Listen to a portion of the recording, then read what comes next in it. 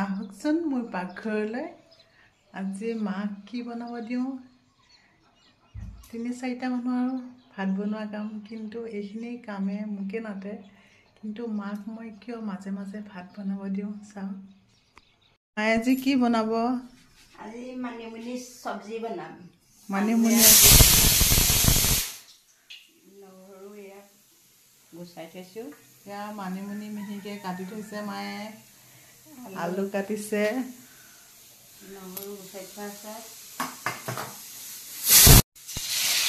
নহৰু দি তেল মাৰিছে। নহৰু দি চব্জিটো কৰিম। কেঁচা জলকীয়া দিছোঁ, আলু দিছোঁ।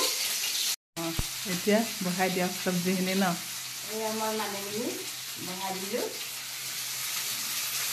নহৰু কেঁচা জলকীয়া দিছোঁ তেলত।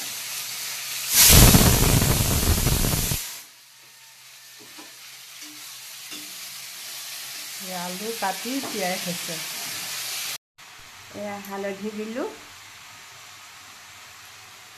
এয়া মই নিমখ দিলোঁ। নিমখ দি দিলে।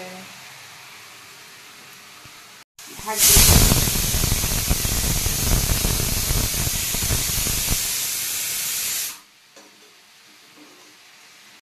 মাক মানে মই মাজে মাজে পাকঘৰত বনাব দিওঁ, কাৰণ মায়ে পাহৰি যাব নহয়, নহ'লে আগৰ টেষ্টবিলাক।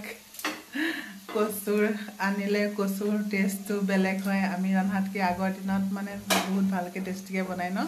আৰু মানিমুনি এইবিলাক নহয়, মাক মানে ভাত ৰান্ধিব মাজে মাজে দিওঁ, কাৰণ মা মানে আগতে গাঁৱত আছিলে। গাঁৱত সকলো মানে ওচৰ চুবুৰীয়া ঘৰলৈ যাব পাৰে, ইঘৰ সিঘৰ আহে আৰু নাম গুণেও যায়। মা নামতি আছিলে, কিন্তু এতিয়া আমাৰ লগত ইয়াত থকাৰ পৰা ইয়াততো কোনো মানে কাৰো ঘৰলৈতো তেনেকুৱা অহা যোৱা টাৰ্মছ নাথাকে। কিবা পাতিলেহে যোৱা হয়।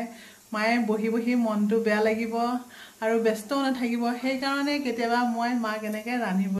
এতিয়া আম কাটিছে, আমটো মানে লাষ্টত মানিমুনিখিনিত দি দিব। তেতিয়া মানিমুনিৰ সেই টেঙা তিতাটো নালাগে, অকণ টেঙা টেঙা হ'ব, ভাল লাগিব খাই। আৰু আজি টেষ্ট কৰিম মায়ে কেনেকুৱা বনায়। মায়ে বনালে আগৰ দিনলৈ মাৰ মনত পৰে। আমি দুইজনীয়ে পথাৰত আগতে মানিমুনি ছিগি আনো ন মা, আৰু পুখুৰীটোত যেন নামো, মাছ ধৰোঁ। এতিয়া আম অলপ ৰুকি ল'লোঁ। মায়ে ৰুকি ল'লে, এতিয়া দি দিব ন। এতিয়াই দিব নে অলপ পিছত দিব? এতিয়াই দিম। এতিয়াই দিব, এতিয়া মিলিব।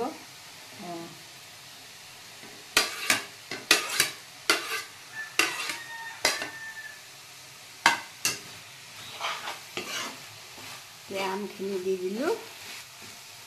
এতিয়া অলপ সিজক, তাৰপিছত আৰু ৰেডি হৈ যাব।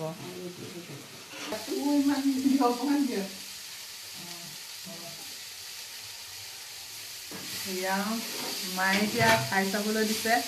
খাই চাওঁ আজি কেনেকুৱা হৈছে। দিছে, গৰম হৈ আছে।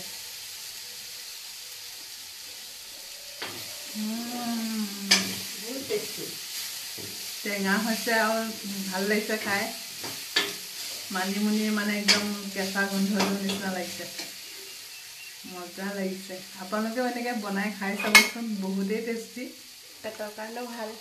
পেটৰ কাৰণেও ভাল।